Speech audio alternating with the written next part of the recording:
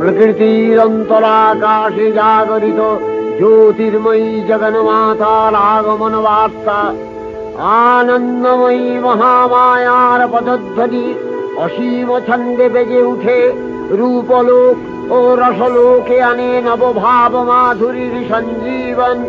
তাই আনন্দিতা শ্যামলী মাতৃকার চিন্ময়ীকে মৃন্ময়ীতে আবাহন।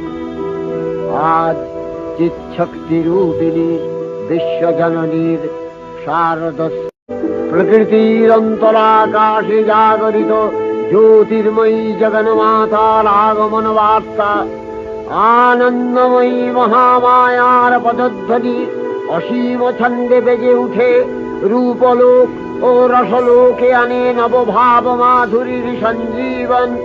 তাই আনন্দিতা শ্যামলী মাতৃকার